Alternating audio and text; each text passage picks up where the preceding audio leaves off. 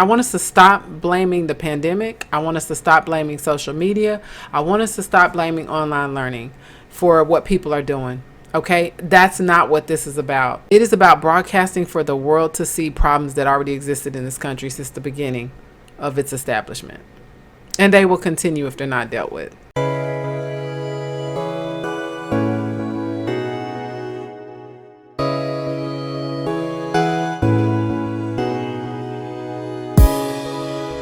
This is video number 3 in a series of 4 videos examining racism in schools today in America.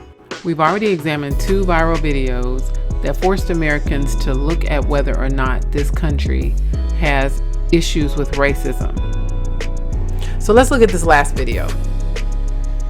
Get out of my class! Leave! You're just sitting here and doing nothing! Get out! Get out! Get out! Leave! Get out! You're idiots! Education! When you want to be on a podcast, nigger, he's gonna get shot!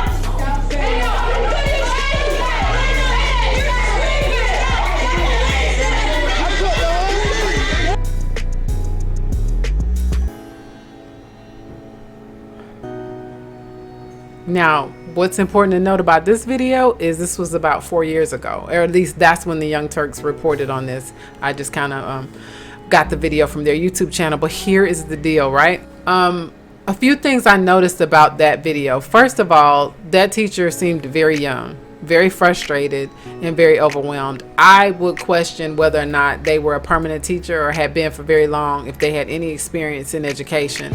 But what comes out of a person when they're overwhelmed, when they're frustrated, those are biases that were there. You didn't pull them out of the air. You may say that you said things that you didn't mean when you were angry. You might not have fully meant you might not have meant them to the fullest extent, but there's a part of you that felt some way on some level. And if you can't be honest about that, then you can't deal with it. And people have acted out like this since colonial America. It's important to note, I've got videos on the origin of the American public school classroom, but the bottom line is public school was not designed for children of African descent, or even children from other countries where English is a second language. And it had nothing to do with the intelligence level. Let me just say that. Watching this video was painful. But when I see videos like this, when I see the videos of police officers doing things to black people, murdering black men, I hear often the argument, what about the others? What about black on black crime? What about those students? Those students were probably out of control. And my argument is this.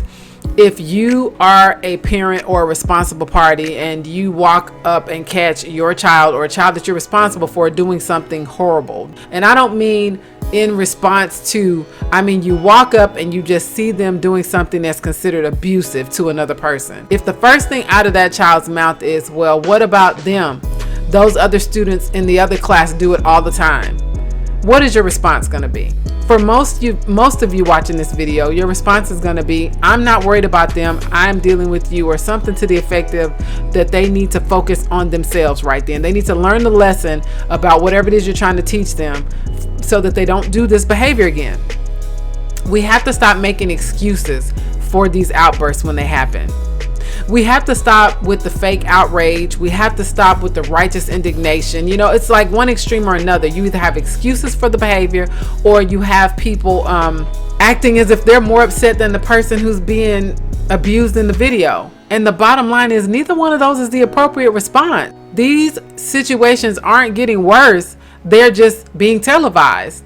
And if we don't do something about the underpinnings, what causes these things to happen, then we'll just be looking at this same situation 20 years from now, 30 years from now.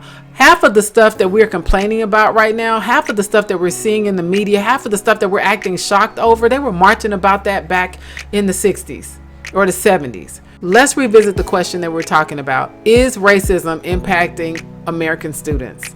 Is it affecting your child? If you're a parent watching this video, is it affecting kids in the classroom right now?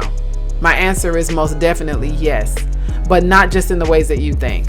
If you like what you saw today, or if you found any information that was of value in this video, please remember to subscribe to my YouTube channel. You can also like and follow me on Facebook, Instagram, and Twitter.